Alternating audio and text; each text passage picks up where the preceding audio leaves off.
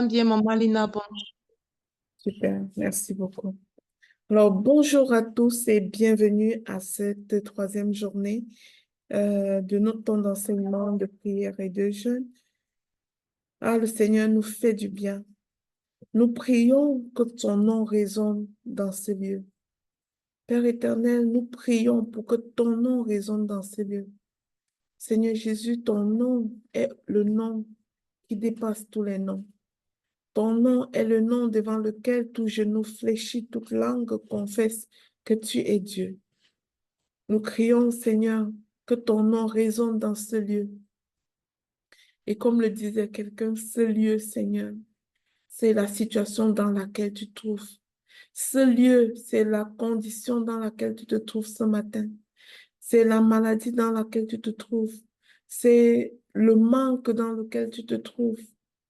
C'est les difficultés dans lesquelles tu te trouves. C'est l'abondance dans laquelle tu te trouves également. Ce lieu, c'est toute condition dans laquelle tu te trouves. Alors, dans chacune de ces conditions, que le nom de Jésus règne, que tu proclames, que tu aies la force de continuer à proclamer qu'il est roi malgré les circonstances. Tu proclames qu'il est roi dans toutes les circonstances. Tu proclames qu'il est roi en tout temps, en tout lieu. Je rends grâce à notre Seigneur Jésus-Christ ce matin. Oh, acclamons ce roi, le roi des rois, le célèbre. Tu proclames qu'il est roi dans la stérilité que tu vis. Tu continues à proclamer que tu es roi dans le manque de conjoint que tu as. Tu commences à proclamer qu'il est roi dans le manque d'emploi, dans le chômage dans lequel tu te trouves. Tu proclames qu'il est roi dans, je ne sais pas si tu es sans abri. Proclame qu'il est roi encore, encore et encore. En tout temps, il est roi. Fais-le pour inverser les situations, pour détruire les forteresses, afin que seulement le nom de Jésus règne dans toutes tes circonstances, dans toute ta vie. Au nom de Jésus, j'ai prié. Amen. Alors, je vais laisser la parole à Cédric, qui est revenu ce mois pour nous enseigner, pour nous donner un message venant de la volonté de notre Père, la volonté de Dieu. Cédric, je te passe le micro. Merci.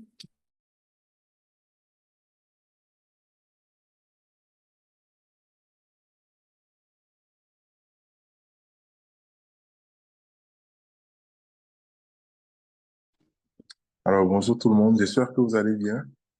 S'il vous plaît, faites-moi signe si vous m'entendez via les commentaires. Faites-moi signe si vous m'entendez très bien, comme ça on va commencer. Bon. Si vous m'entendez très bien, voilà, un petit boost. Excellent. Encore une fois, c'est un privilège pour moi d'être ici ce matin et de vous apporter la parole en ce troisième journée, c'est ça.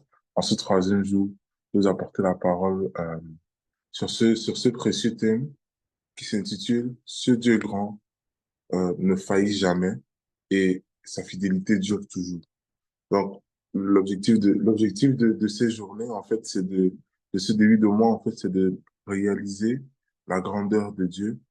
Et aujourd'hui, justement, on va voir un aspect de lui, une particularité de lui qui contribue à sa grandeur. On va voir une partie de Dieu, en fait, qui contribue à sa valeur. Et c'est ce que nous allons donc aborder ce matin. Donc, nous allons aborder ensemble la fidélité de Dieu. Si jamais vous ne m'entendez pas, faites signe dans les commentaires, comme ça on va pouvoir s'ajuster. Si vous m'entendez, on va pouvoir commencer. Plus précisément, ce matin, on va voir ensemble comment la fidélité de Dieu témoigne de sa grandeur, tout simplement. Comment est-ce que la fidélité de Dieu témoigne de sa grandeur? On va répondre à trois questions aujourd'hui. Tout d'abord, la première question que nous allons répondre, c'est euh, qu'est-ce que la fidélité, premièrement? Deuxième question, c'est pourquoi dit-on de Dieu qu'il est fidèle? Et troisièmement, comment compter sur la fidélité de Dieu? Comment s'appuyer sur la fidélité de Dieu? Voilà donc les trois questions que nous allons répondre ce matin pour aborder ce sujet qu'est la fidélité de Dieu qui vient justement témoigner de sa grandeur. Et comment est-ce que cette fidélité fait en sorte que ce grand Dieu ne faillit jamais, en fait? Monsieur, si vous êtes prêts, on est parti. C'est bon. Alors, la première question qu'on va répondre par rapport à ce précieux thème, c'est qu'est-ce que la fidélité?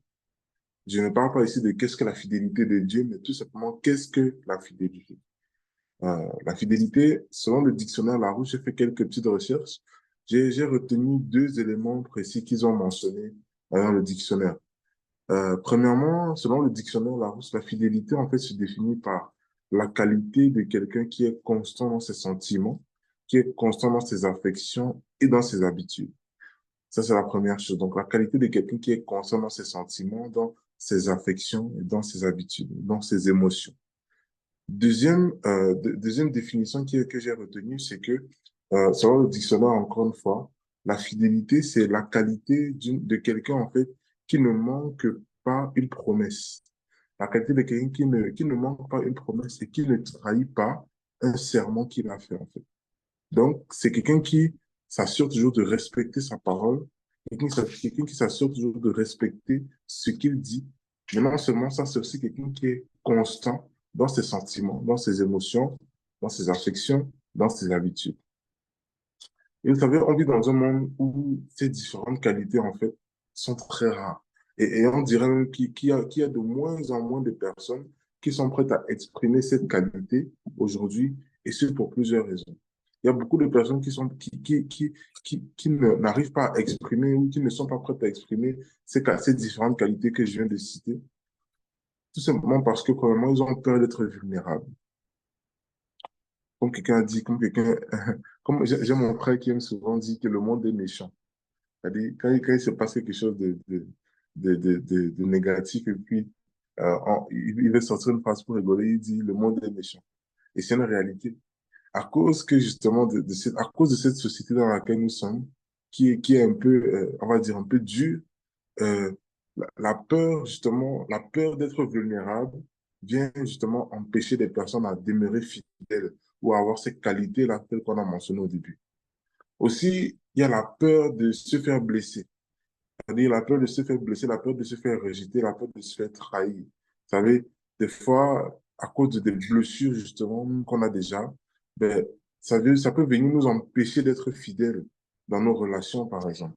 Ça peut venir nous empêcher d'être constants dans nos sentiments, d'être constants dans nos habitudes. Ça peut venir nous empêcher de tenir justement nos promesses. Pourquoi? Parce qu'au final, on a peur de se faire rejeter, on a peur de se faire trahir, on a peur de se faire blesser.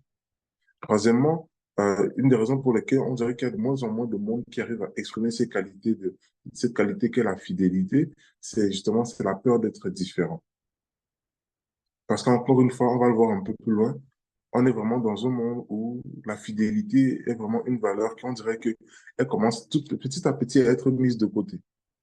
Et c'est comme si quand tu décides d'être quelqu'un qui est fidèle, quand tu décides d'être quelqu'un qui marche dans l'intégrité, avec tes valeurs, qui est constant dans tes valeurs et tout, c'est comme si tu es différent des autres. Et des fois, là, cette crainte-là d'être différent fait en sorte que, ben, il y a de moins en moins de personnes qui désirent exprimer cette qualité. Vous savez, en fait, comme j'aime bien souvent le dire, l'être humain a été créé par Dieu afin d'être des êtres sociables. Chaque être humain, en fait, est un être sociable. Un être sociable, ça veut dire des êtres qui vivent en interaction, des êtres qui sont créés, qui ont été créés pour vivre ou être en interaction avec les autres, et des êtres qui ont été créés pour bâtir des relations avec les autres. C'est malheureux d'être un être humain qui est seul. On appelle ça la solitude. Et bien souvent, c'est la conséquence de diverses blessures. Donc, chaque être humain a été créé pour interagir avec les autres. Nous sommes donc des êtres sociables. Et pourquoi? Pourquoi est-ce que c'est ça? Parce que, en fait, notre original, celui de qui nous sommes sortis, notre version originale, celui de qui nous sommes sortis, celui qui nous a créés, était et est et sera toujours lui-même un être sociable. Celui de qui nous sommes sortis, celui de qui nous avons été créés, était et est lui-même un être social. Et, et c'est pour ça qu'on va voir dans Genèse 1, verset 26, que Dieu dit quelque chose de très particulier alors qu'il va créer l'homme. Il dit, puis Dieu, il est dit dans Genèse 1, verset 26, puis Dieu dit, faisons l'homme à notre image, selon notre ressemblance, et qu'il domine sur les poissons de la mer, les oiseaux du ciel, sur le bétail, sur toute la terre et sur tous les reptiles qui rampent sur la terre. Ça veut dire quoi? En fait, ce que je veux retenir dans ce passage-là, ici, c'est qu'on peut observer ici que lorsque Dieu nous a engendrés, lorsque Dieu a décidé de nous créer, ben, Dieu a dit quelque chose de très particulier. Il a dit, faisons.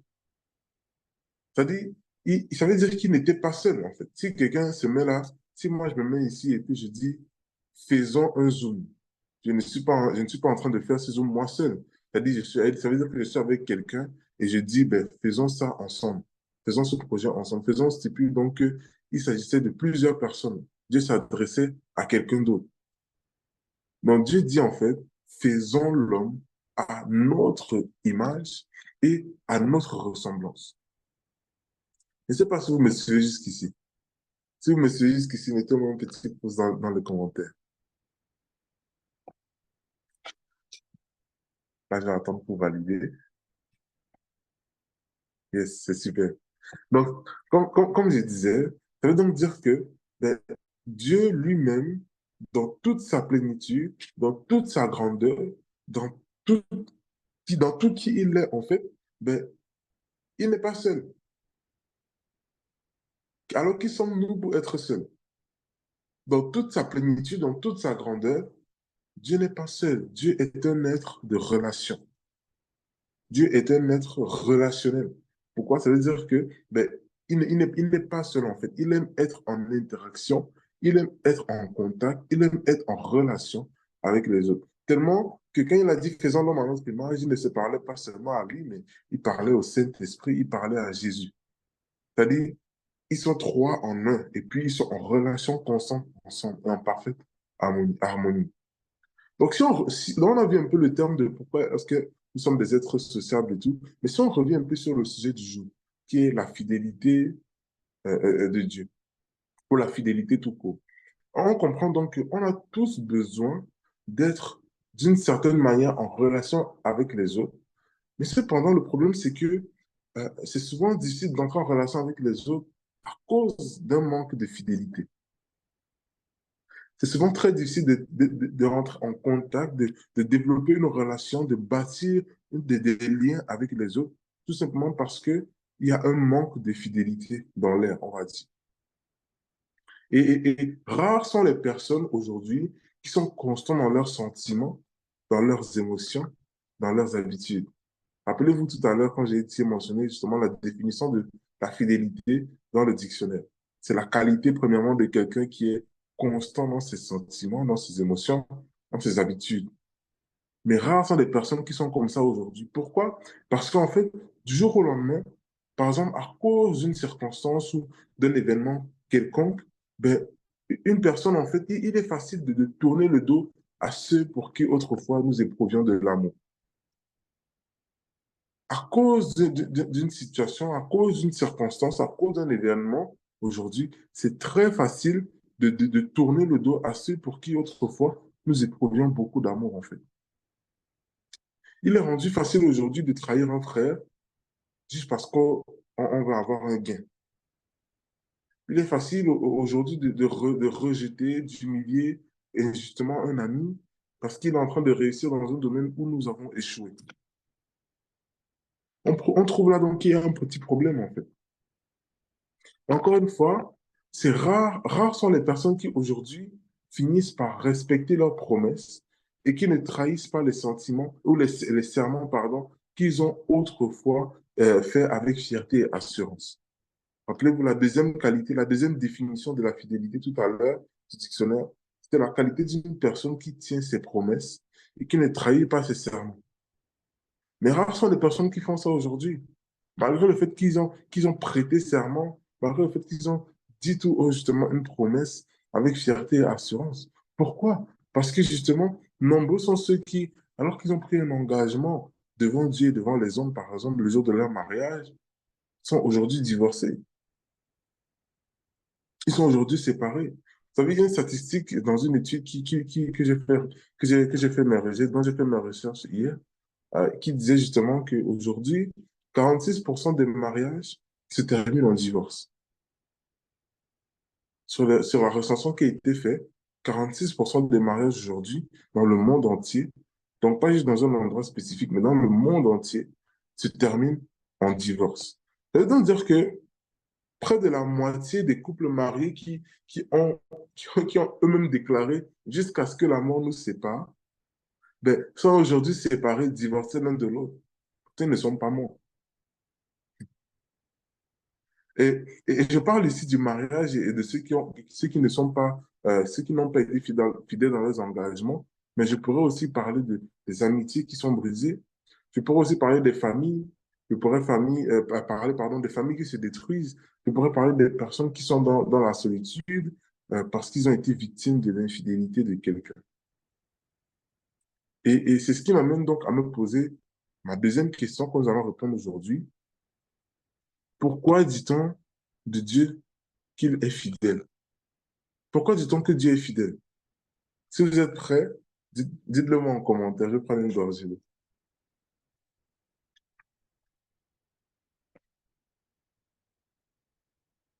Vous êtes prêts? Yes, excellent. Merci, Gisèle. Pourquoi donc dit-on que Dieu est fidèle? Après tout ce qu'on vient de voir. Et on s'entend que, en fait, sur la base des statistiques telles qu'on a vues un peu plus tôt, sur la base des diverses expériences des personnes qu'ils ont vécues, ou encore sur notre propre expérience personnelle en termes de fidélité, il est donc difficile de croire en fait qu'en réalité, il existe quelqu'un qui, sur cette terre qui soit réellement fidèle dans ce monde en fait. Et sur qui on peut compter, peu importe nos circonstances, et sans avoir à suspecter le fait de vivre de l'infidélité de sa part plus tard. En fait, ce que je vais dire, c'est que pourquoi je me pose cette question, c'est parce qu'on peut se poser cette question de pourquoi est-ce qu'on dit que alors que Dieu est fidèle, si en réalité, ben, dans ce monde, on dirait qu'avec tout ce qu'on voit, tout ce qu'on observe, on dirait qu'il n'y a personne qui est capable d'être pleinement fidèle. Personne n'est capable d'être pleinement conscient dans ses sentiments, dans ses émotions, dans ses habitudes. Ou encore, personne n'est vraiment pleinement capable de respecter ses promesses, de tenir des promesses et de les respecter, ou encore de ne pas trahir un serment qu'il a fait. Et pourtant, alors qu'on a l'impression que personne n'est capable de le faire, la Bible nous dit de la part de Dieu, la Bible donc qui est la parole de Dieu nous dit justement que ben, dans 1 Corinthiens 9, dans 1 Corinthiens 1, verset 9, que ben, Dieu est fidèle. Lui qui vous a appelé à la communion de son Fils, Jésus-Christ notre Seigneur. Dieu est fidèle, lui qui vous a appelé à la communion de son Fils, Jésus-Christ notre Seigneur. Vous savez, la Bible est, je peux dire, oui, c'est la parole de Dieu, mais c'est la vérité absolue, en fait. C'est-à-dire qu'il n'y a pas une autre vérité. C'est-à-dire que si la Bible dit que Dieu est fidèle, ça veut dire qu'il est vraiment fidèle. Et on peut même encore aller un peu plus loin, plus que ça. Dans Apocalypse 19, verset 11, alors que justement Jean est en train de parler de ce qu'il voit de Jésus, en fait, il dit, ensuite, je vis le ciel ouvert, dans Apocalypse 19, verset 11, ensuite, je vis le ciel ouvert, et voici qu'un cheval blanc apparut. Celui qui le montait, écoutez bien ceci, s'appelle fidèle et véritable. Il juge et combat avec justice. Celui qui le montait, donc il parlait ici de Jésus, celui qui le montait s'appelle fidèle et véritable. C'est-à-dire que bien plus qu'un attribut, la fidélité de Dieu n'est pas qu'une qualité de plus qu'il possède. La fidélité de Dieu fait partie intégrante de son image, c'est-à-dire de sa nature, de son caractère. De la même manière que Dieu n'a pas seulement de l'amour, écoutez bien ceci parce que c'est important. De la même manière, Dieu n'a pas seulement de l'amour, mais qu'il est amour. Dieu n'a pas seulement de la fidélité, mais il est fidèle. C'est son nom. La Bible dit ici qu'il est fidèle et véritable. Ça ne dit même pas seulement qu'il est. Ça dit celui qui le montait s'appelle fidèle et véritable. Ça veut dire que c'est son nom. C'est qui il est. C'est son identité. Et voilà donc ce qui reflète l'essence même de la grandeur de Dieu, parce que on parle de la grandeur de Dieu, d'un Dieu qui ne faillit jamais. Voilà donc ce qui reflète l'essence même de la grandeur de Dieu comparé à nous les humains. C'est que oui, nous pouvons développer la qualité de la fidélité. C'est quelque chose qui s'apprend. Mais tôt ou tard, on risque de ne pas tenir une promesse. On risque de ne pas être constant dans un sentiment, dans des habitudes. On risque de trahir un serment qu'on a pu faire. Mais Dieu, lui, il demeure et est fidèle parce que c'est son nom.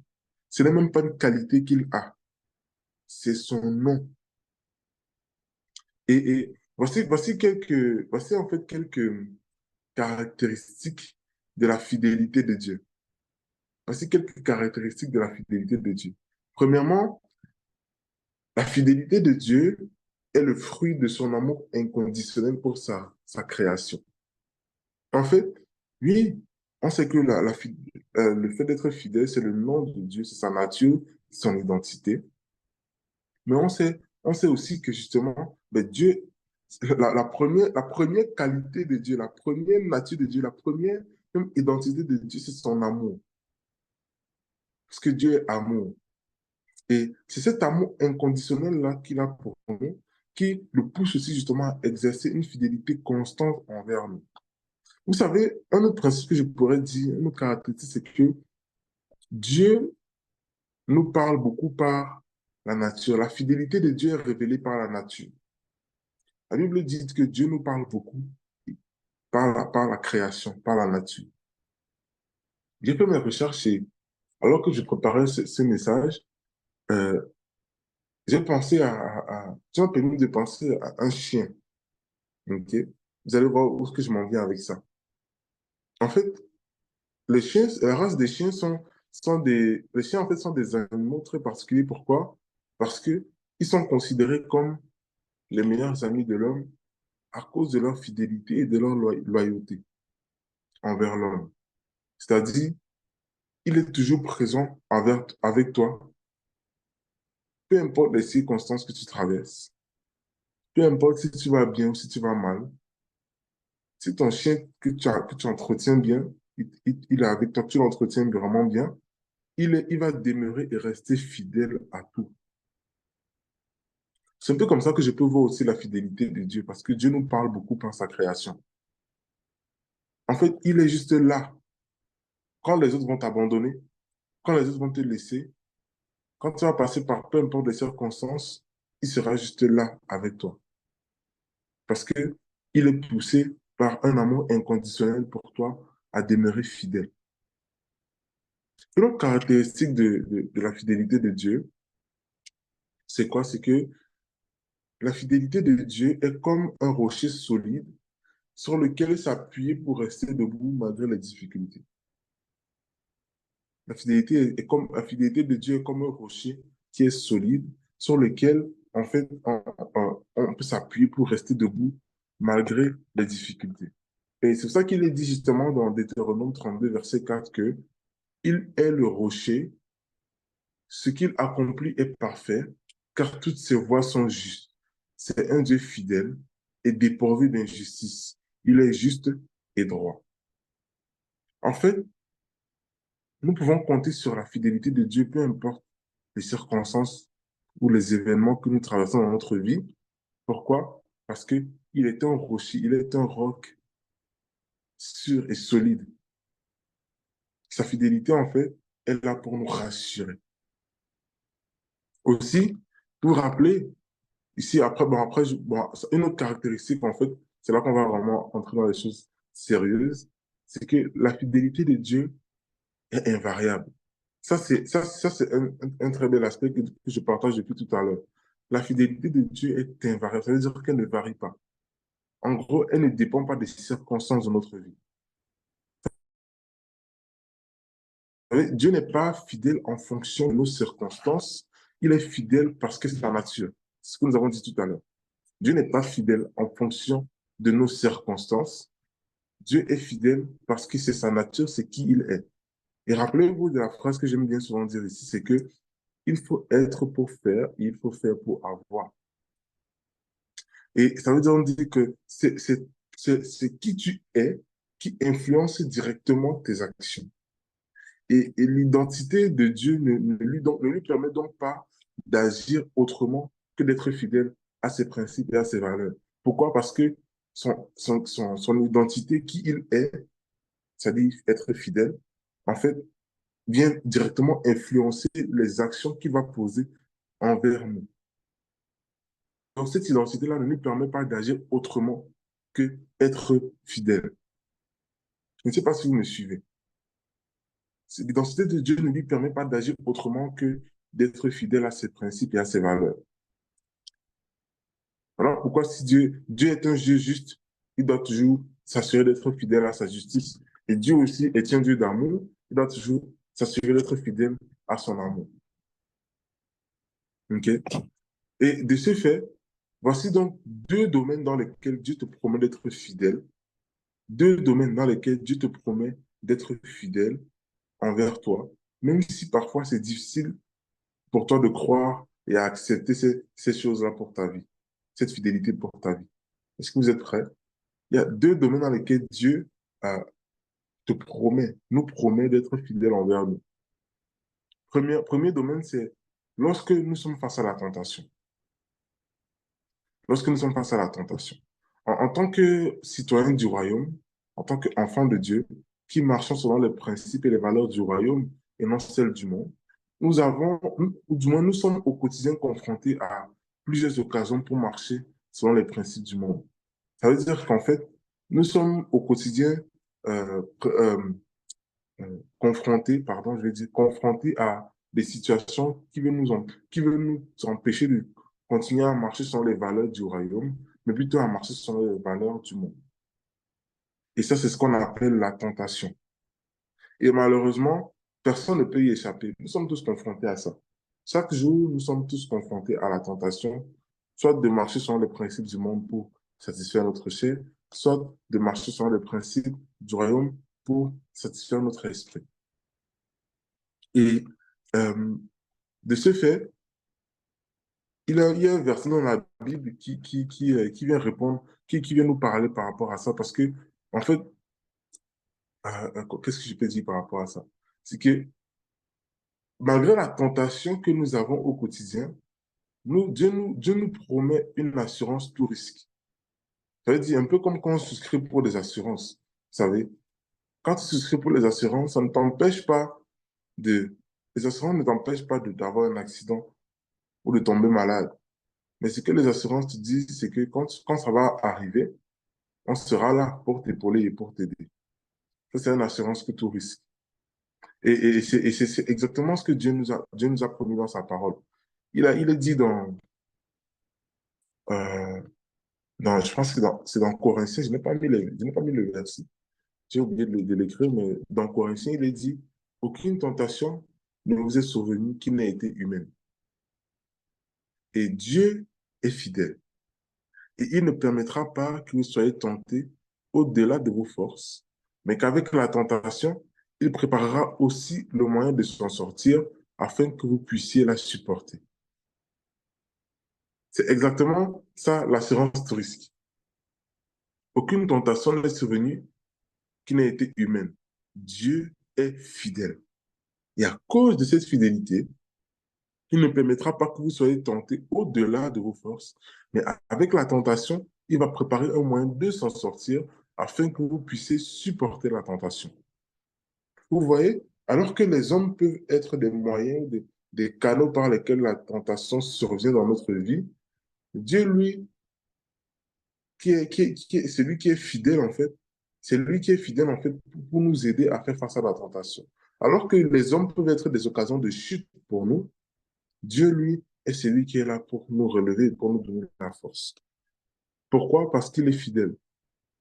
Donc, premièrement, Dieu est fidèle envers nous lorsque nous sommes face à la tentation. Deuxième domaine, c'est que lui, quand nous rencontrons la tentation, lui, Dieu peut nous donner la force de résister, mais au final, des fois, à cause de notre faiblesse, parce qu'on s'appuie beaucoup sur notre faiblesse des fois, on finit par tomber, on finit par pécher. Et même là, Dieu reste fidèle envers nous. Il est dit, ben, en fait, l'une des particularités du péché, en fait, c'est qu'elle nous conduit à l'éloignement. Et en fait, elle nous pousse à prendre des distances. Ah, merci beaucoup pour le verset. Le péché nous pousse à prendre des distances. Tout d'abord, elle nous conduit à fuir loin de Dieu. Lorsqu'on commet un péché, ça nous pousse à prendre notre distance de Dieu, à fuir loin de Dieu. Et ensuite, elle nous pousse à prendre des distances de nous-mêmes, envers nous-mêmes. Elle nous pousse à nous fuir nous-mêmes. Et tout ceci est motivé, en fait, ces deux choses-là sont motivées par une seule chose, la culpabilité. Et ça veut dire que lorsque nous commettons une faute, la culpabilité, en fait, nous ronge tellement qu'on a honte non seulement de nous-mêmes. Ça veut dire quoi? Ça veut dire on n'arrive même pas à se regarder dans le miroir. Des fois, quand on commet une erreur, quand on commet un péché, quand on tombe dans quelque chose qu'on se dit, ben, on va plus jamais tomber ou qu'on ne va jamais tomber, ben, des fois, on a tellement honte, on a tellement de culpabilité, on a tellement honte que on n'arrive même plus à se regarder droit dans les yeux devant le miroir. C'est-à-dire, on est en train de commencer à prendre des distances de nous-mêmes.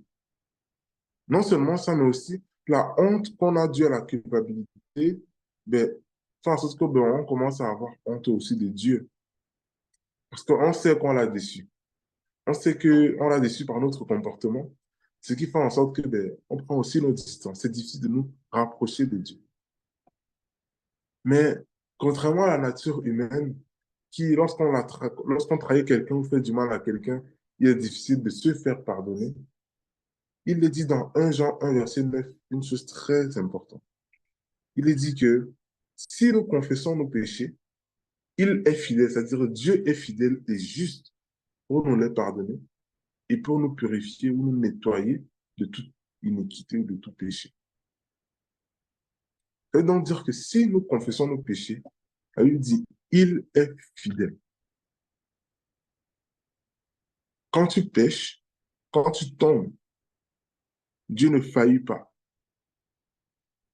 dans son pardon et sa fidélité pour toi. Quand tu es face à la tentation, Dieu ne faillit pas face à te donner de la force dont tu as besoin. Pourquoi? Parce que il est fidèle. C'est la preuve en fait de la grandeur de Dieu. Pourquoi? Parce que ben, Dieu est assez fidèle pour nous pardonner à chaque fois lorsque nous confessons nos péchés. Alors que on s'entend bien que nous, les êtres humains, c'est très difficile. Si quelqu'un, imaginez-vous, quelqu'un vous fait la même faute 3, 4 fois. Et à chaque fois que vous êtes là, ouais, je te pardonne, mais à un moment donné, tu vas te fatiguer de pardonner. Des fois, même juste une faute qu'on nous a commise, qu'on nous a fait, qu'on a eu à subir, ben, on a la difficulté à pardonner cette faute. Imaginez-vous, 3, 4, 5, 6. Et ça prouve donc la grandeur de Dieu vis-à-vis des hommes. Et il y a un exemple dans la Bible qui est très parlant. Euh, c'est alors que Pierre, l'apôtre Pierre vient voir Jésus. Et Jésus venait de raconter une parabole où ce qu'il racontait justement, il parlait du pardon. Et l'apôtre Pierre vient le voir et puis il lui dit, ben Seigneur, en fait, dans Matthieu 18, verset 21, il dit, alors Pierre s'approcha de Jésus pour lui demander, Seigneur, lorsque mon frère commettra des fautes contre moi, combien de fois dois-je lui pardonner? Jusqu'à 7 fois? Vous voyez, en fait, il venait avec un cœur généreux. Vous voyez, non, Pierre, là, si vous connaissez vraiment le personnage de Pierre, vous savez que c'est un personnage que, de par sa nature et son caractère à lui, ça allait être une personne que si tu offenses, ça va être difficile pour lui de te pardonner. Mais lui, il vient voir Jésus, il dit, Seigneur, combien de fois est-ce que je dois pardonner mon frère lorsqu'il me fait du mal? Jusqu'à 7 fois? Est-ce que c'est jusqu'à 7 fois? En fait, Pierre vient avec Pierre vient en étant du moins généreux, avec un cœur généreux. Parce qu'imaginez-vous, pardonner 7 fois, c'est quand même beaucoup. Et c'est pas 7 fois cette personne différente, c'est 7 fois la même personne. Donc, Seigneur, lorsque mon frère commettra des fautes contre moi, combien de fois dois-je lui pardonner?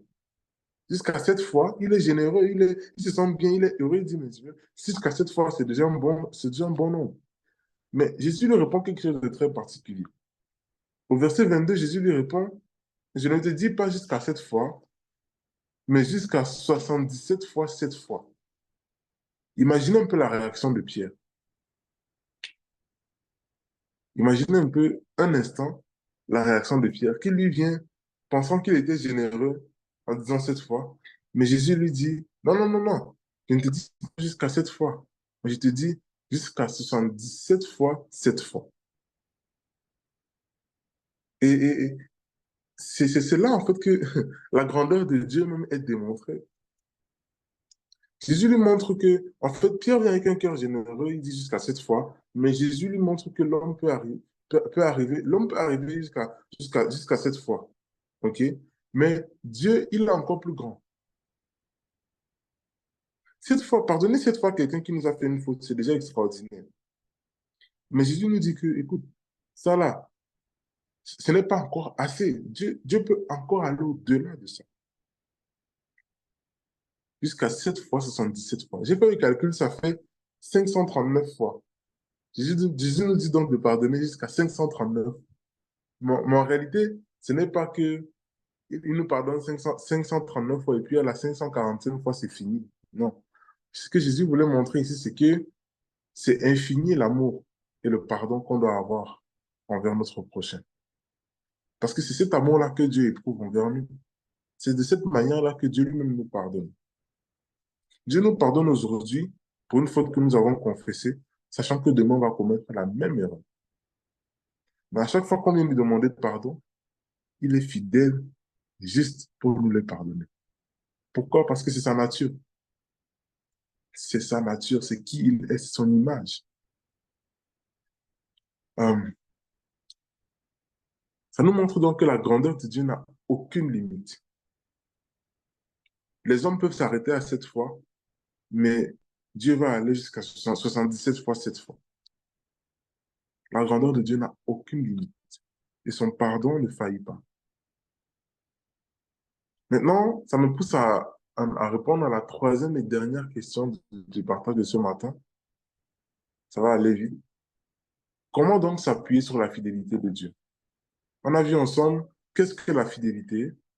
On a vu ensemble, en fait, dans qu'est-ce que la fidélité, on a vu c'est quoi la définition de la fidélité selon le dictionnaire. On a vu qu'il y a un petit problème parce que, ben, la réalité, c'est que c'est très difficile pour les êtres humains à être constants dans leur fidélité. Oui, il y a des gens il y a des personnes qui peuvent être fidèles, mais même ceux qui sont fidèles en tant qu'hommes, en fait, ça les arrive parfois de faillir aussi. Et on s'est dit alors que ben, si ça arrive, si c'est le cas, ben, qu'est-ce qui se passe alors? Pourquoi est-ce qu'on dit alors de Dieu qu'il est fidèle? Est-ce qu'il y a vraiment quelqu'un qui est vraiment fidèle tout le temps? C'est là qu'on a répondu à la question, ben, pourquoi dit-on que Dieu est fidèle? Maintenant, nous allons répondre à la question, comment s'appuyer sur la fidélité de Dieu? Parce qu'on a vu que Dieu est fidèle, parce que c'est sa nature, c'est qui il est.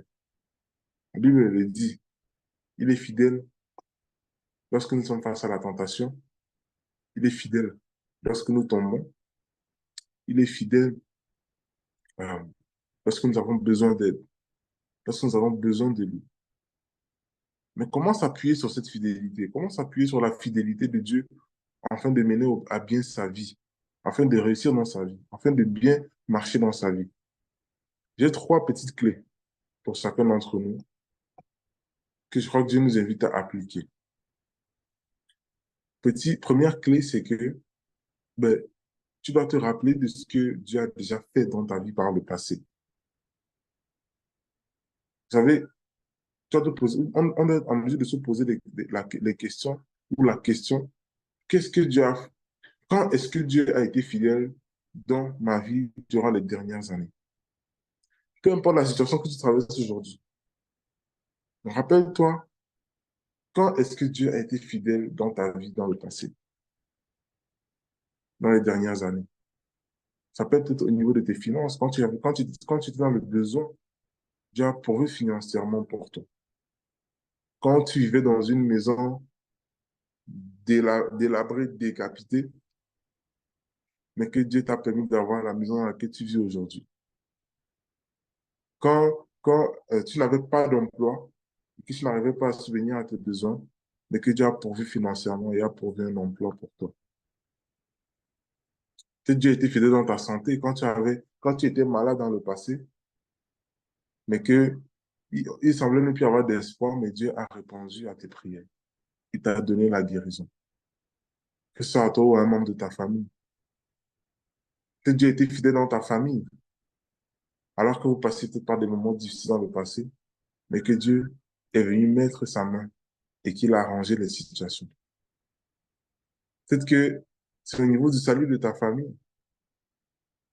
Peut-être qu'avant, ta famille n'était pas sauvée, mais Dieu est venu chercher chacun un par un. Ça, c'est une expression même de la fidélité de Dieu. Le psalmiste a dit, je pense que c'est dans le psaume 103, il dit, mon âme bénit l'Éternel et n'oublie aucun de ses bienfaits. C'est lui qui pardonne toutes les iniquités à cause de sa fidélité, rappelez-vous. C'est lui qui guérit de toutes les maladies à cause de sa fidélité. C'est lui qui rassasie de bien ta vieillesse et qui te fait rajeunir comme l'aigle, toujours à cause de sa fidélité.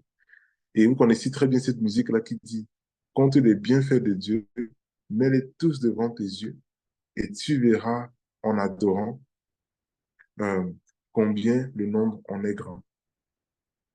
Donc, quand tu es dans une situation de trouble et que tu as besoin de t'appuyer donc sur la fidélité de Dieu, pense ou rappelle-toi déjà de ce que Dieu a fait dans ta vie par le passé. Deuxièmement, rappelle-toi des promesses de Dieu pour ton avenir. Ça veut dire, tu dois te rappeler de ce que Dieu a dit. Il est dit dans la Bible que Dieu n'est pas un homme pour mentir, ni un fils d'homme pour se repentir. Ce qu'il a déclaré, ce qu'il a dit ne s'accomplira-t-il pas? Et dans Nombre 23, verset 19, il est dit, c'est justement ça en fait. Donc dans Nombre 23, verset 10, c'est ça le verset que je viens de dire. Dieu n'est pas un homme pour mentir, ni un fils d'homme pour se repentir.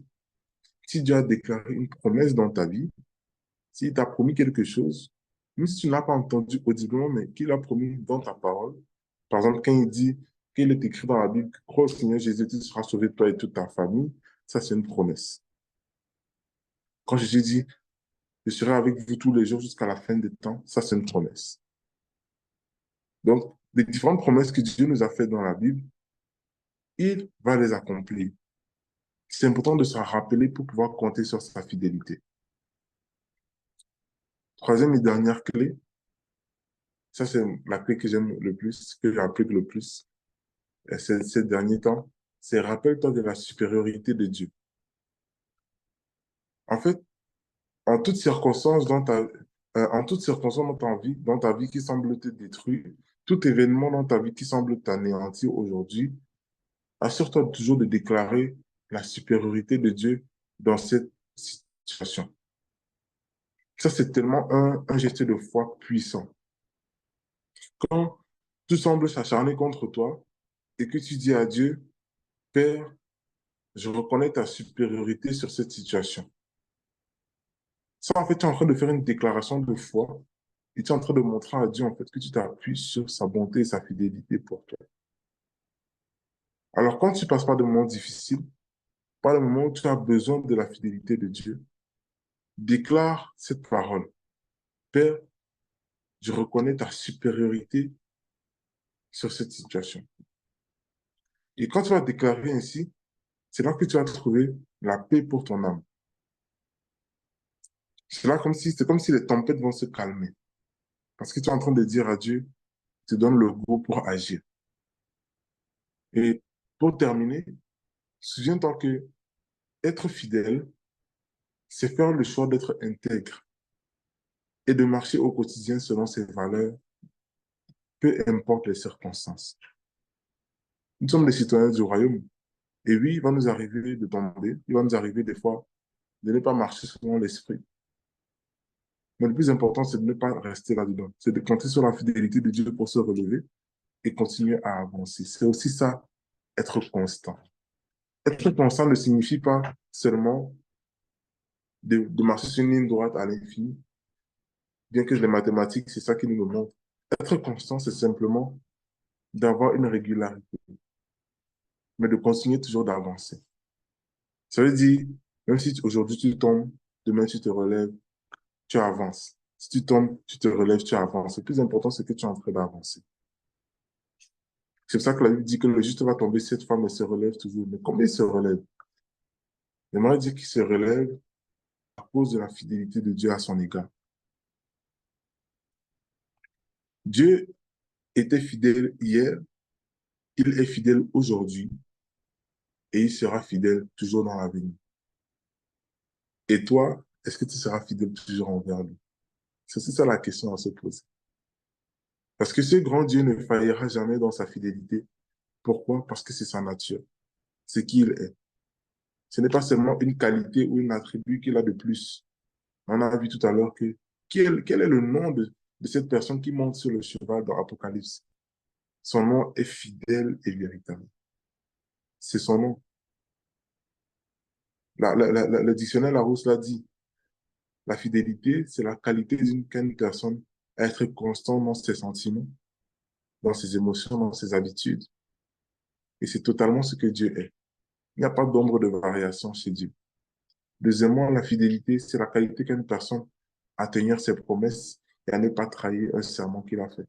Qui d'autre que Dieu arrive à faire cela? À tenir ses promesses et à ne pas le trahir ses serments. Dieu. Alors, comptons ensemble sur sa fidélité au quotidien. Parce que réellement, nous en avons vraiment besoin.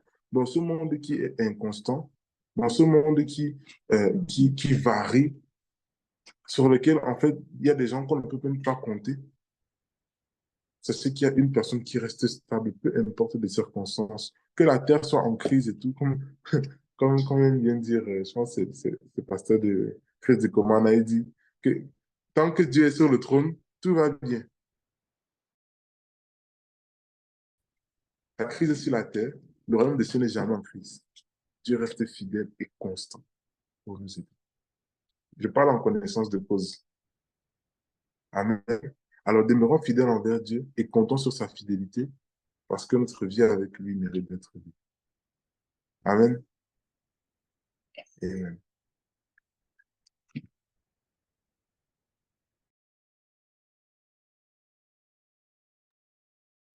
Alléluia. Gloire à Dieu. Eh bien, frères et sœurs, nous sommes bénis ce matin d'en apprendre davantage. Je disais, nous sommes bénis ce matin d'en apprendre davantage sur la fidélité de Dieu, davantage sur un autre attribut de ce grand Dieu, sa fidélité. Il, il n'a pas seulement cela comme attribut, comme Cédric le disait tantôt, il est fidèle. Il ne faillit jamais. Alors, puissions-nous compter sur ce grand Dieu en toutes circonstances. Puissions-nous compter sur lui et ne pas tomber dans les inquiétudes, ne pas tomber dans les lamentations, la victimisation et avoir la force de lui rendre grâce en toutes circonstances. Il est Dieu et son nom est au-dessus de tous les noms. On va laisser maintenant le temps à la proclamation. Que Dieu vous bénisse.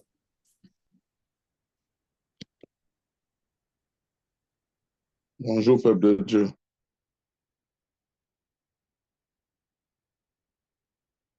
Je compte sur toi, tu renouvelles mes forces, tes promesses sont vraies, ta parole ne faillit pas. Je reste ferme,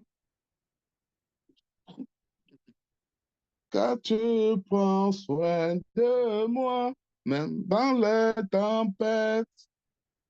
Mon Dieu, m'abandonne pas, tu es fidèle, fidèle, fidèle, papa, tu es fidèle, fidèle à jamais. Tu es fidèle, fidèle, fidèle, mon papa. Tu es fidèle, fidèle à jamais. Alors bonjour, peuple de Dieu. Notre Dieu est fidèle dans les moments de tristesse comme dans les moments de joie. Il est là, il est avec nous, il ne nous lâche pas. Il tient toujours à ses promesses. Sachons pouvoir, sachons pouvoir en tout temps, en toutes circonstances, compter sur lui. Alléluia.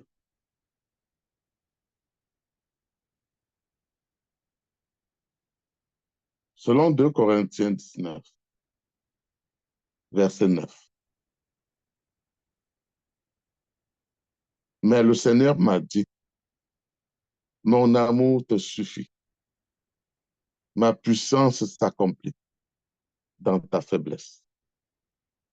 Je préfère donc bien plutôt me vanter de mes faiblesses afin que la puissance du Christ étende sa protection sur moi. Proclamons, chers frères et sœurs, chers serviteurs audacieux. Je proclame et je déclare que conformément à ce verset que nous venons de lire, 2 Corinthiens 12, verset 19, que Dieu m'aime d'un amour inconditionnel dans le nom puissant de Jésus. Et conscient de cet amour de Dieu tout-puissant pour moi, j'entre dans ma destinée malgré l'adversité au nom puissant de Jésus. Conscient de cet amour de Dieu tout-puissant pour moi, j'entre dans ma destinée malgré l'adversité au nom puissant de Jésus. Conscient de cet amour de Dieu, de la seconde chance, je suis racheté en Jésus-Christ.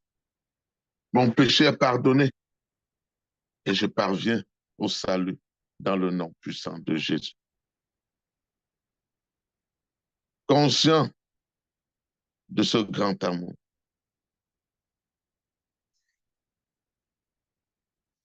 et de la miséricorde infinie de mon Dieu, je refuse de rester dans la culpabilité au nom puissant de Jésus.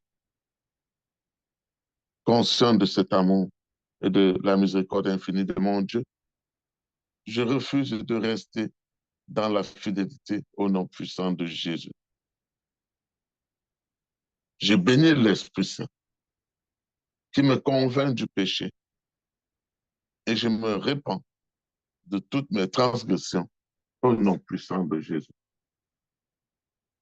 Je bénis le Saint-Esprit qui me convainc de tout péché et je me répands de toutes mes transgressions au nom puissant de Jésus. Je proclame et je déclare que je me libère de tout sentiment de culpabilité, car il n'est pas de Dieu. Je proclame et je déclare que je me répands de tout sentiment de culpabilité, car il n'est pas de Dieu. Je me répands et je prends la main tendue de Jésus, qui a versé son sang sur la croix pour moi, au nom puissant de Jésus. Je me répands et je prends la main tendue de Jésus, qui a versé son sang sur la croix pour moi, au nom puissant de Jésus.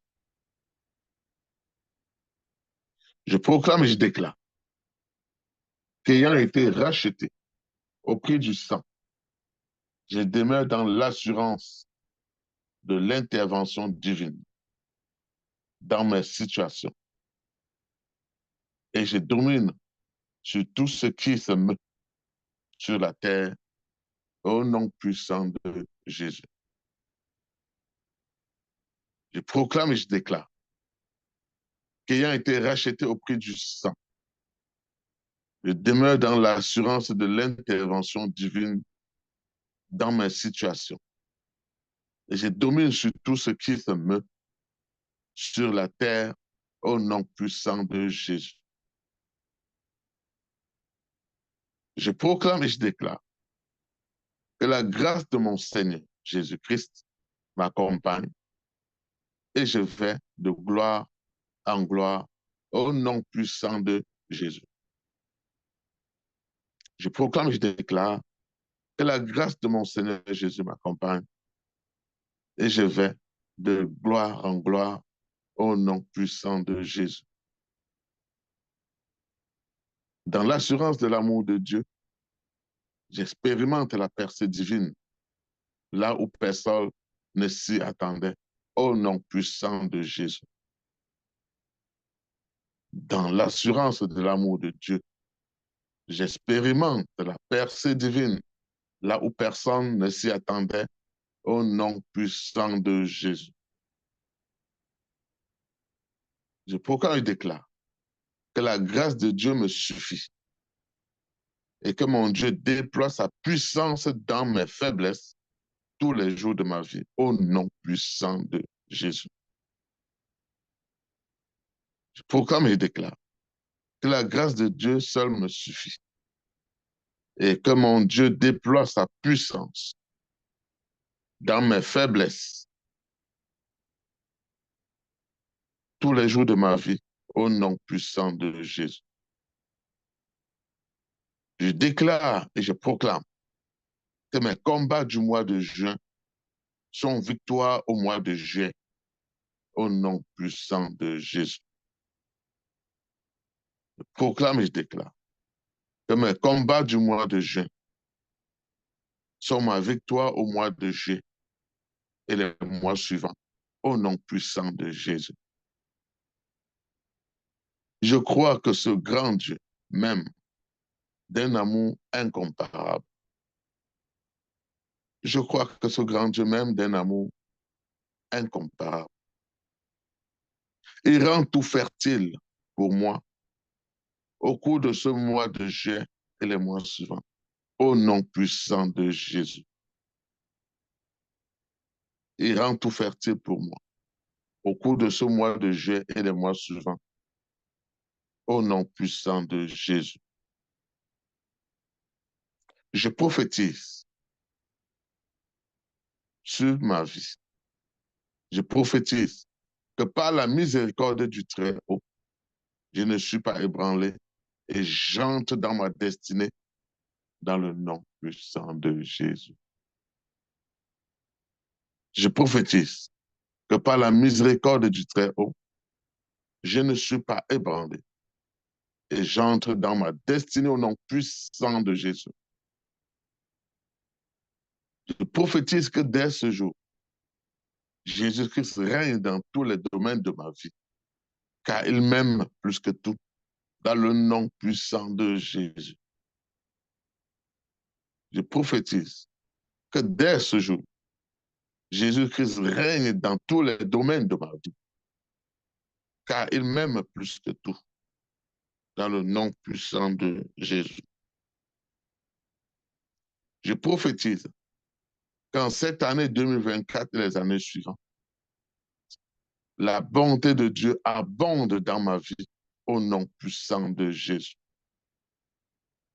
Je prophétise qu'en cette année 2024 et les années suivantes, la bonté de Dieu abonde dans ma vie au nom puissant de Jésus.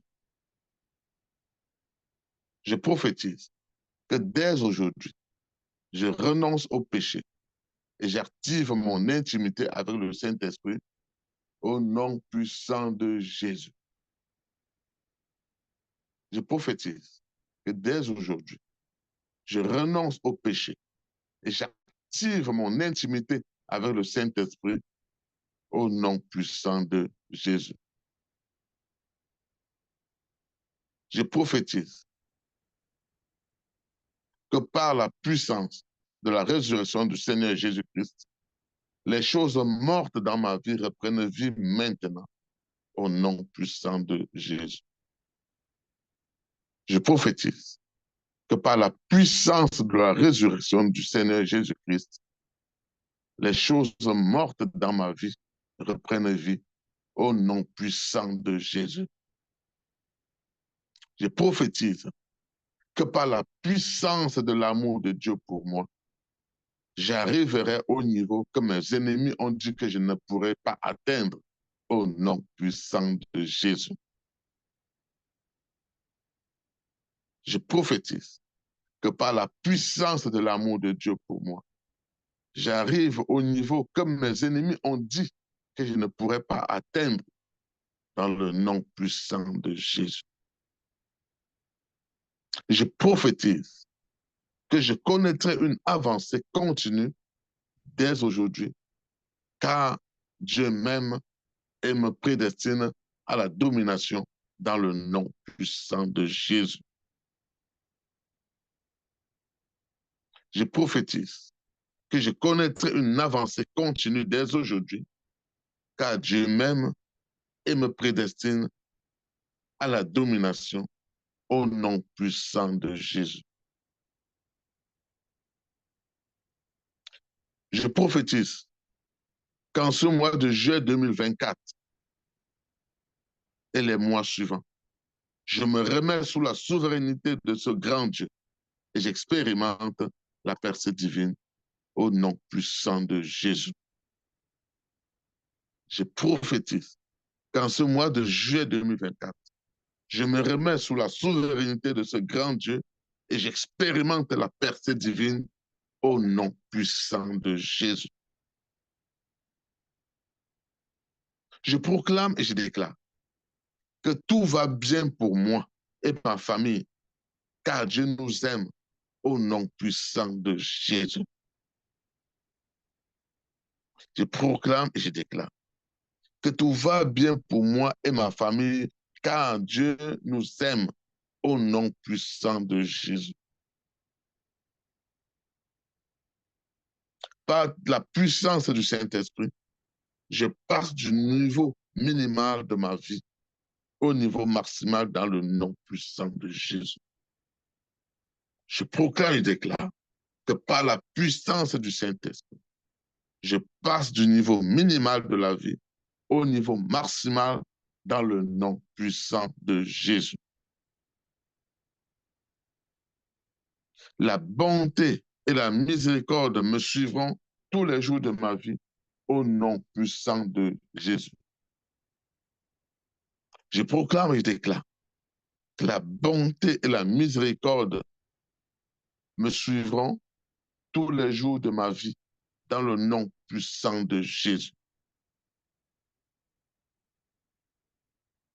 Je proclame et je déclare maintenant, ouverte, toute porte fermée dans ma vie au nom puissant de Jésus. Je proclame et je déclare maintenant, ouverte, toute porte fermée dans ma vie au nom puissant de Jésus. Je proclame et déclare que par la miséricorde de Dieu, tout manque dans ma vie se changera en abondance au nom puissant de Jésus.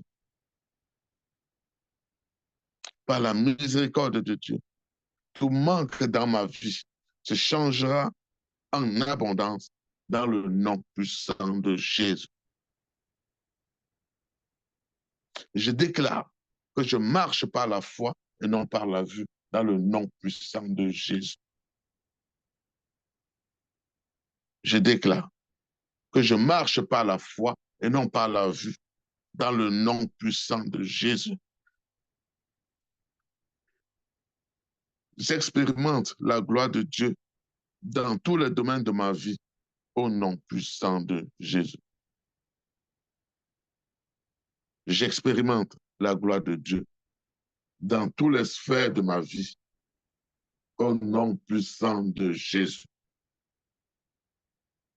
Je proclame, je déclare que ma famille est la tête et non la queue au nom puissant de Jésus. Je proclame et je déclare que ma famille est en haut et non en bas au nom puissant de Jésus. Que toutes ces proclamations relâchées ce matin s'élèvent au trône de grâce comme un parfum de bonne odeur et redescendent avec exaucement dans la vie de chaque personne connectée ici, dans la vie de tout membre de votre famille, dans la vie de tous les serviteurs audacieux. dans la vie de tous les prunets des yeux de l'Éternel qui sont les orphelins, dans la vie de toutes les personnes malades, dans la vie de tous les faiseurs d'exploits internationaux.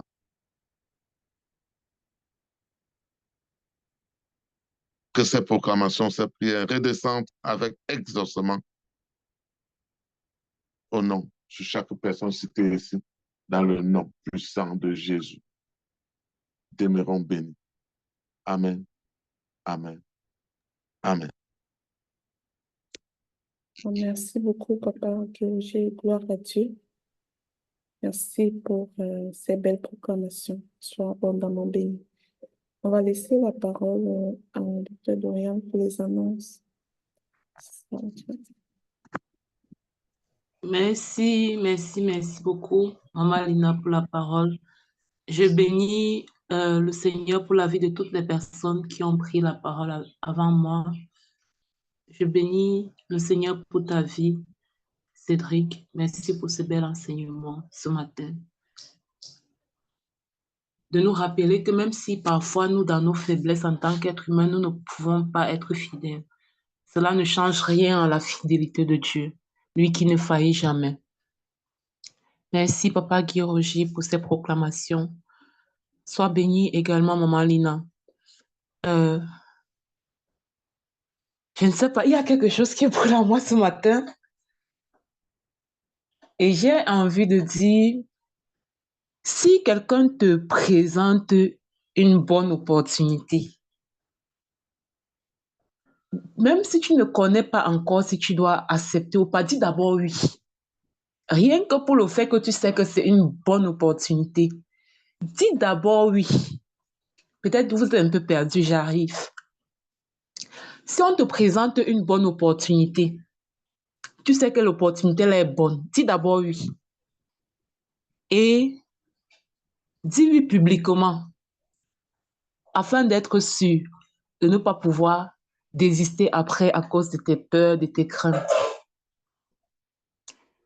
Bonjour à tous, je suis émerveillée par le nombre de personnes qui sont connectées ce matin et je sais que c'est la grâce de Dieu, je le bénis pour ça. Mais certainement, si tu t'es connecté ici ce matin pour la première fois, ce n'était pas au hasard, c'est parce que tu dois écouter quelque chose. Parce que là où nous sommes, là, nous ne sommes pas n'importe où. Nous ne sommes pas n'importe où. Là, je parle vraiment avec le cœur parce que c'est ce qui monte dans mon cœur. Le réseau Ta Seconde Chance que vous voyez là, c'est un catalyseur. C'est un catalyseur qui va faire quelque chose de merveilleux dans les nations. Et je prie Dieu que pendant que je parle aujourd'hui, tu m'écoutes avec des oreilles spirituelles et que tu comprennes que faire partie du réseau Ta Seconde Chance, c'est une opportunité pour toi. Une opportunité pour changer de vie. Une opportunité pour vivre un autre style de vie. Oui, parce qu'on est fatigué des vies de lamentation. On est fatigué de la victimisation. Je ne sais pas si ça fatigue quelqu'un comme moi, mais ça m'a fatigué longtemps. Si tu es toujours en train de te plaindre, toujours en train de te plaindre, toujours en train de pleurer. Maintenant, là, ça suffit. Dieu nous a fait grâce du réseau Ta Seconde Chance. Et cette vie-là prend fin. À partir du moment où tu te connectes au réseau Ta Seconde Chance, c'est comme si tu décidais de manière intentionnelle de te séparer d'une vie de misère pour une vie de gloire. Parce que nous sommes appelés à ça. Une vie de gloire. Une vie de gloire. Une vie d'impact. Une vie où tu changes de statut. Tu passes de victime à leader. Tu passes de victime à leader. Et je prie vraiment que quelqu'un écoute ça avec les oreilles spirituelles. Ce mouvement-là va être reparti dans les nations. Et je prie que tu en fasses partie. Parce que si tu en fais partie, ça veut dire que c'est ce qui va se manifester dans ta vie. Tu ne peux pas faire partie de quelque chose qui ne se manifeste pas dans ta propre vie. C'est pas possible en fait. Avec les yeux de la chair, quand tu regardes, tu dis réseau Ta Seconde Chance, il y a beaucoup de personnes qui m'ont posé la question. Je gagne quoi? Et quand on me demandait quelles sont les modalités pour être membre du réseau Ta Seconde Chance, je dis c'est 15 000 francs. Il dit c'est 15 000 francs l'année, 30 dollars canadiens. Et je précise à côté, il faut avoir le fardeau pour les orphelins. Et la personne m'écrit encore. Des femmes, beaucoup de femmes qui ont accouché. Et je gagne quoi? Je gagne quoi en payant ça? Quel est mon retour? Quelqu'un m'a demandé mon retour sur investissement. J'ai été choquée. Donc, quand tu es en train d'entrer dans ce mouvement-là, tu te dis, je gagne quoi? Donc, c'est seulement pour donner à manger aux orphelins, c'est seulement pour nourrir les orphelins. Moi, je gagne quoi? Qu'est-ce que ça va m'apporter? Quand tu me demandes ça, premièrement, je comprends que même les principes divins du succès, tu n'es pas encore enseigné dessus, donc ce n'est pas de ta faute. Et c'est pour ça que tous les jours, nous, on se lève pour parler, pour enseigner, pour donner l'information, pour dire ce que nous, on connaît, pour que plus de personnes sortent de l'ignorance. Parce que quand tu connais les principes divins de succès, tu sais que tu ne peux pas donner à un orphelin et dire « je gagne quoi ?» Parce que c'est une loi, c'est un principe qui s'applique indépendamment de ta volonté. Ça veut dire le principe de la loi de la semence. Si je sème, je le récolte d'une manière ou d'une autre. Et si de plus encore, je le sème à quelqu'un qui ne peut pas me le rembourser, à quelqu'un qui ne peut pas me rendre ce que je lui ai donné, la récompense est double. La récompense est double parce que ça, c'est le geste de celui qui a compris la loi, qui a compris le principe. Mais au-delà de ça, c'est-à-dire au-delà de s'aimer et recevoir, il y a quelque chose où nous sommes là. Il y a quelque chose, nous allons quelque part. We are going somewhere. I can feel it, je peux le ressentir. C'est-à-dire que comme je te parle là, je vibre au son de là où on va. Je ne suis plus ici. Je parle ici, mais moi, je suis déjà là où on va. Et c'est tellement grand que je prie que quelqu'un m'écoute et voit un peu le bout de ce que je suis en train de dire. Au-delà de prendre soin des orphelins, au-delà de nourrir les orphelins, de soutenir les orphelinats, comme nous le faisons de manière fidèle par la grâce de Dieu jusqu'ici. Le réseau Ta Seconde Chance, c'est un catalyseur de transformation mondiale, internationale. Et je prie que toi qui es sage, qui es intelligent, qui sais voir une bonne opportunité, tu décides d'en faire partie. Avec le cœur, pas avec les calculs. Parce qu'elle parle comme ça, quelqu'un commence à calculer. Avec le cœur. Même dans ton calcul, il faut mettre le cœur en avant. Venir d'abord pour le cœur de la vision, en fait. Et pendant que tu viens pour le cœur de la vision, Dieu va te bâtir dans cette maison. Il va te faire prospérer. Il va te faire vivre une autre vie. Une vie d'abondance, une vie de joie, une vie de paix. Une vie où les lamentations, la victimisation n'existent plus. Je ne dis pas que quand tu vas intégrer le réseau Ta Seconde Chance, tes problèmes ne vont plus exister. Parce que si quelqu'un me dit qu'il veut vivre sur cette terre et ne pas avoir de problème, je vais te dire pardon. Demande à Dieu de te prendre maintenant. Demande à Dieu de te prendre maintenant. Parce qu'aussi longtemps que nous vivons, il y aura toujours des challenges. Il y aura toujours des défis. Mais la question, c'est quel est le choix du style de vie que tu fais face à ces challenges, face à ces défis? Tu vois? Donc là, c'était mon coup de cœur de ce matin. Et ça montait tellement fort qu'il fallait que je parle. Et je reviens maintenant ici avec vous. Parce que je n'étais plus ici. J'étais déjà là où on va. Donc maintenant, je reviens ici. Bonjour à tous. Pour les annonces, déjà, je vais rappeler, nous sommes le 3 juillet. Merci à toutes les personnes qui sont en train de nourrir à leurs engagements mensuels, comme nous le faisons à tous les mois. Pour les orphelins, ça c'est pour les membres du réseau Ta Seconde Chance. Vous savez, notre bonne habitude de tous les mois. Merci à toutes les personnes qui réagissent. Merci encore plus aux personnes qui le font de manière spontanée, c'est-à-dire que tellement c'est déjà ancré dans leurs habitudes qu'elles n'ont même pas besoin qu'on en parle dans les annonces ou qu'on en parle où que ce soit. Vraiment, que Dieu vous bénisse. Et vraiment, il me tient à cœur de dire ici, ne simplifiez jamais ce que vous donnez à un orphelin. Ne simplifiez jamais le pain, le morceau de pain que vous pouvez donner à un orphelin. Et il y a des personnes, quand ils écoutent souvent, on parle comme si, disent, mais on voit les gens qui se lèvent pour les orphelins et ils détournent, ils font des trucs. Nous, on n'a pas le temps pour ça. On n'a pas le temps pour détourner. Parce que quand on parle comme ça, il y a quelqu'un dans l'esprit de quelqu'un, c'est en train de circuler que est-ce que vous êtes sûr que ce qu'on donne à vous?